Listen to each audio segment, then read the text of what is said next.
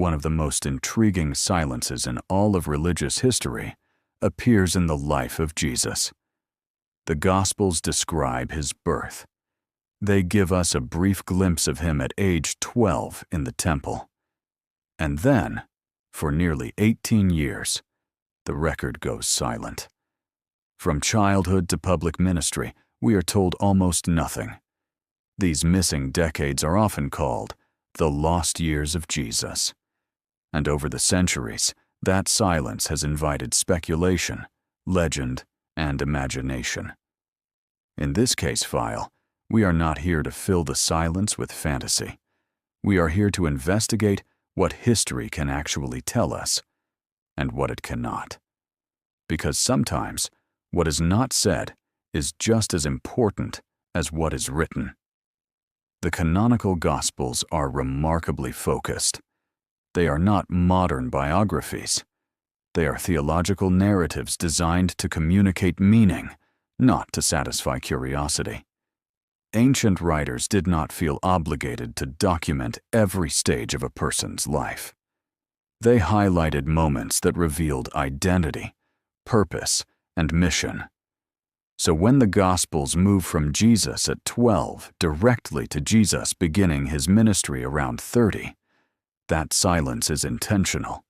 It reflects ancient priorities. But modern readers often approach the text with modern expectations. We want full timelines. We want personal backstories. We want psychological development. The ancient world did not write that way. Still, the silence has raised serious historical questions. What was Jesus doing during those years? Where was he living? What kind of life was he leading? The most historically grounded answer is also the least dramatic. Jesus likely lived in Nazareth. He likely worked. The Greek word used in the Gospels describes him as a tekton, often translated as carpenter. It more broadly refers to a craftsman or builder. This suggests a life of physical labor, working with wood, stone, and tools, living within a small Jewish village economy, participating in synagogue life, learning scripture, observing the rhythms of Jewish religious life. This is not mysterious. It is ordinary. And that ordinariness may be exactly the point. But alongside this historically grounded picture, other theories emerged. Some later texts and traditions claim Jesus traveled far from Galilee. Some suggested he studied with Jewish sects like the Essenes. Others proposed journeys to Egypt. Some even imagined connections to Eastern religions. These ideas did not emerge from the earliest sources. They emerged much later, often centuries later. Many of them come from apocryphal writings, texts written outside the canonical Gospels. These writings often attempt to fill narrative gaps. They include miracle stories from Jesus' childhood, travel narratives, supernatural legends.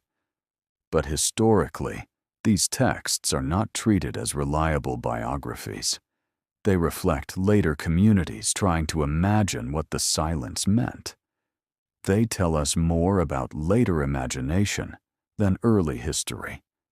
This is where careful historical method becomes essential. Historians ask simple but powerful questions. How early is the source? How close is it to the events described? How widely was it accepted? Does it align with known cultural and historical context? By those standards, the canonical Gospels remain our earliest and most reliable sources. And they tell us very little about these years. That silence is not accidental. It reflects a worldview where a person's public mission mattered more than their private development. What mattered was not where Jesus traveled. What mattered was who he revealed himself to be. And when. This brings us to a key interpretive question. Why does Jesus begin his ministry around the age of 30? In Jewish culture, this age carried significance. It was associated with maturity, with readiness for leadership, with public authority. Priests, for example, often began formal service around this age. So when Jesus appears publicly at this point in life, ancient readers would not have found it strange. They would have seen it as appropriate, meaningful, intentional.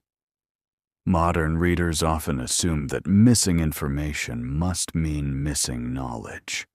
They assume something important must have been hidden. Ancient readers did not think this way. For them, silence did not imply secrecy. It implied irrelevance to the story being told. The modern era is projecting our desire for psychological biography onto an ancient theological narrative. The ancient lens focuses on calling, authority, and mission, not on personal backstory. This difference in mindset explains much of the fascination with the lost years. We are asking modern questions of ancient texts, and ancient texts are answering different questions. Still, the silence has theological meaning. It suggests that Jesus shared in ordinary human life: work, community, family, routine. This makes his later ministry more, not less, significant. It shows that his authority did not come from isolation. It came from lived experience within his culture. He spoke to fishermen because he lived among working people. He used agricultural imagery because he lived in an agrarian world. He debated scripture because he was shaped by synagogue life. This deepens, rather than weakens, the historical picture. The speculative theories, while popular, often distract from this grounded reality. They can create a more exotic Jesus, but they also distance him from his historical context. And when that happens, interpretation becomes less accurate. The real historical mystery is not where Jesus traveled. It is how an ordinary life in a small village produced a figure who would reshape history. That is the deeper question.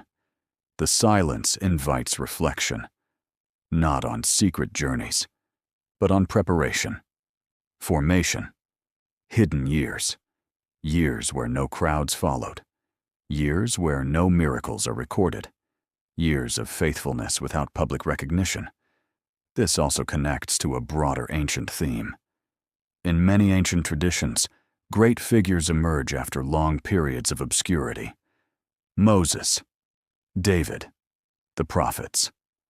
Public calling follows private formation. The Gospels may be telling us something profound through what they do not say. That preparation does not always look dramatic, that faithfulness often happens in silence, that history is shaped not only by public moments, but by years no one records. This perspective changes how we read the text. It also changes how we read our own lives. We live in a culture that celebrates visibility. The ancient world understood the power of hidden formation. The lost years are not a gap to be filled. They are a signal to be understood. They remind us that the story the Gospels tell is not a modern biography. It is a theological history. Focused, intentional, selective, and deeply shaped by ancient priorities. When we respect that, the text becomes clearer, not more mysterious. The silence becomes meaningful, not suspicious. This is why historical context matters. It protects us from turning curiosity into doctrine. It protects us from building beliefs on speculation. It teaches us to let ancient texts speak in their own voice, not in ours. Canon and context exists to make that voice clearer, to separate early history from later imagination, to distinguish evidence from legend, to help modern readers step into ancient thinking. Because when you understand how ancient people told stories, you understand what they were trying to say, and what they were not trying to say. The lost years of Jesus are not an invitation to fantasy. They are an invitation to humility, to recognize the limits of our sources, to respect the discipline of historical method, and to appreciate the power of silence. If this investigation reshaped how you think about the Gospels, that is the goal, because history is not weaker when it is honest, it is stronger, and faith does not need speculation to be meaningful. It needs understanding. Subscribe to Canon Context. New case files every week. Join the investigation.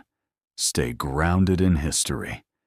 Stay curious about context, because what the ancient world assumed often changes everything we think we know.